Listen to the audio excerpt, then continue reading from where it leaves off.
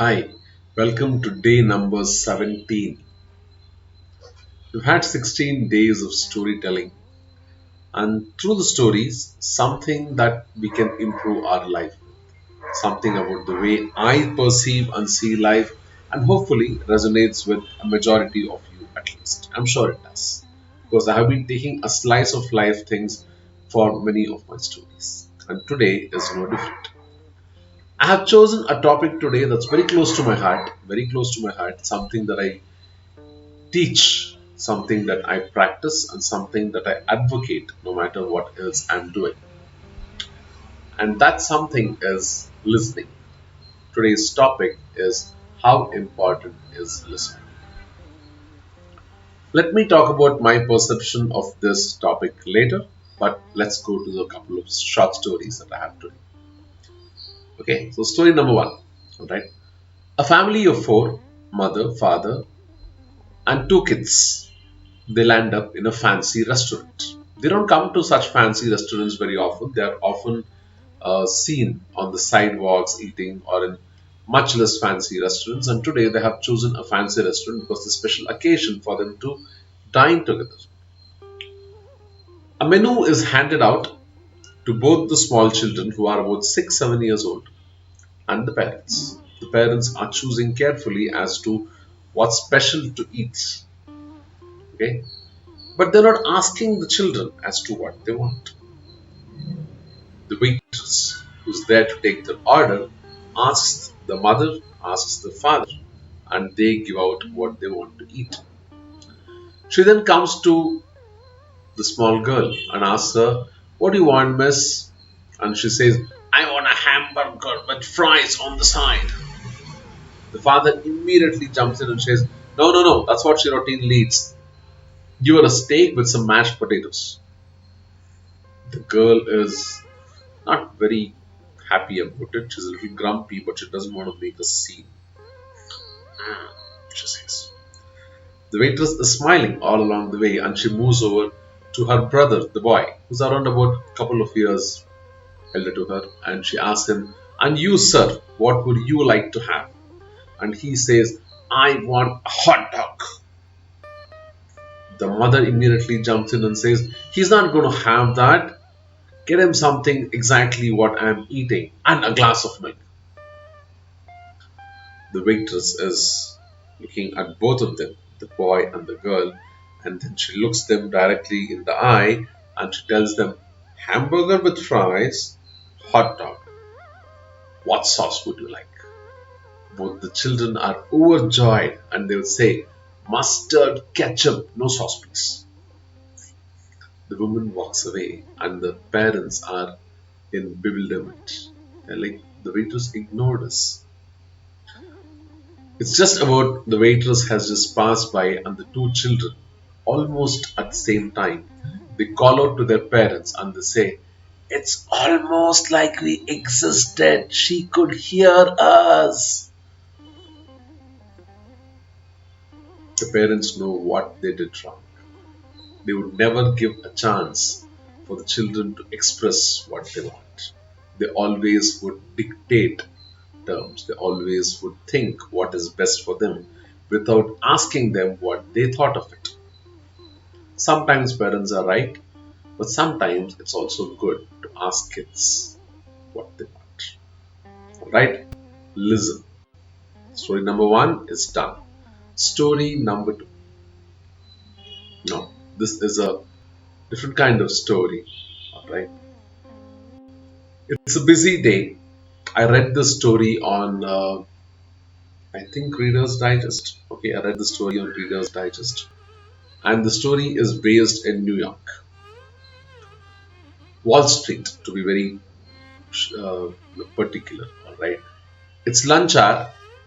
People are crisscrossing the street. Okay, they don't have much time to grab some food. And a couple of guys who are friends, they also step out on the street to have lunch. One of them is a white man, and with him is a native Indian. All right, they are trying to go for lunch, and they can only hear the hustle bustle of people going all around them. They are about to cross the street. They're about to cross the street, and the Native Americans say, shh, shh, shh. The white guy is like, what happened? What happened? Something happened? He's like, listen, listen, listen closely. Like, I can't hear anything. So much of noise around me. The Native American says, hold on, hold on. There's a small bush, okay, almost obscure that people would ignore. And the Native American gently goes, stoops down, he uncovers that bush, and there are some crickets, the small insects who are chirping away over there. Only when the white guy sees them can he appreciate them. He says, in the middle of all this that's happening around us, you managed to hear them? How is that even possible? The Native American, very casually, very coolly, he says, well, that's been my upbringing to listen. I listen, and that's the way I listen to things. I've been in tune to listen to nature. He says, that doesn't make any sense. The Native American goes on to say, you will only listen to what you have been trained to listen. You want me to demonstrate that for you? The white guy says, yes, yes, yes. Now he's all excited. He's forgotten about the lunch now. Native American says, yes, let's do one thing. So what he does, he pulls out a couple of coins from his pocket, okay, and he just flips it. He just flips the coins in air. And as the coins go up and land down, they make a noise. What's that noise? Ka-ching, a clinging noise. In spite of people being in a hurry, in spite of people being in a rush, in spite of all the hustle bustle that's happening, there are quite some people who still stop in their tracks doing whatever they are doing, and they see and appreciate and listen to the noise that these two coins made. The Native American has proved to his friend a very valid point. We are trained to listen what we want to listen. End of story. Right. Well, listening is not a listening is not an optional skill. Listening is a mandatory skill irrespective of who you are, what kind of job you do. You might not be doing any job as such, and you might be staying at home as a mother or a father, homemaker, whatever. But listening is still a very, very valuable asset.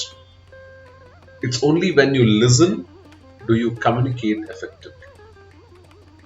That's the reason probably nature has given us two of this to listen and one of this to speak. We need to speak less, listen more. That's what I keep saying. I listen to everybody around me. I listen to so many songs. No, my dear. You are not listening to many songs. You hear too many songs. But only the ones that you want to recollect, only the ones that you actually like, you listened to them, and those are imprinted in your memory. Same thing. You are having a conversation with somebody very close to you. It might be your parents, siblings, spouse, children, whosoever it might be, or colleague, or boss. You don't hear to the whole conversation. You just pick up bits and pieces from here and there which you have listened. The rest you have heard them out. Nobody says, listen me out. They say, hear me out. See, this is how the lexicon is also based. We hear more. I don't know. I don't have the figures, but I think out of every 10 things that we hear, we probably listen to only 2 or 3 at the most. Probably somebody is at a level 4. He is a great listener. And believe me, every great leader, every great transformer, every great guru has been a listener to begin with. You need not be very reticent, not be very silent to be called as a listener. Yes, you can speak your heart out, you can speak your mind, you want to influence people, you do all that. But before you start doing any of that, before you start getting any ideas about all that, you need to first know what people want. And when they come to you, you need to listen to them. People don't want others to tell them, right? They want others to listen to them. Listen to them. If somebody, instead of a call center where you can call and express your displeasure, discontentment about a particular product. Okay, instead of that, if you had a listening center, I'm sure that would have been the best commercially activated industry ever.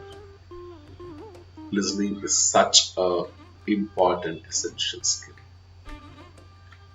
I can teach listening over hours, but that's not the point of this video. I'm just trying to impress upon here that listening is an important skill. So if you have been an avid listener all your life, you listen to those small things that your kids or spouse or parents or siblings or friends or colleagues have been saying or not have been saying, your relationships have been great. Go pat yourself on the back.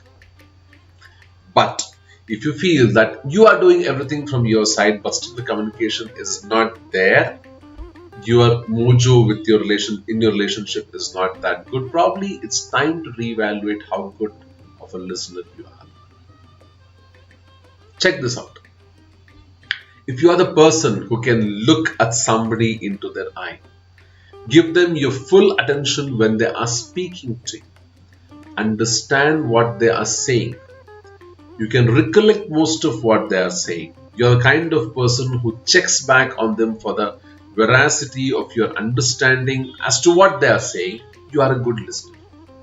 But again, there's one more quality that separates the good from the great.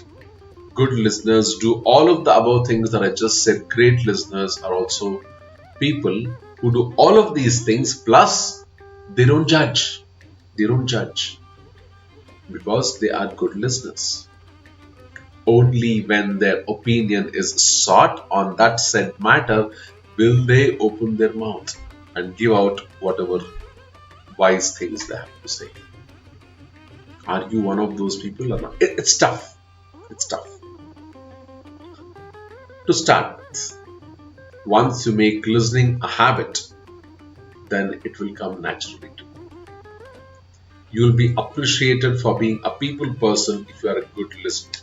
You will be appreciated for being a good leader, a person of sound judgment, a wise person if you are a good listener. Go practice listening. Yes.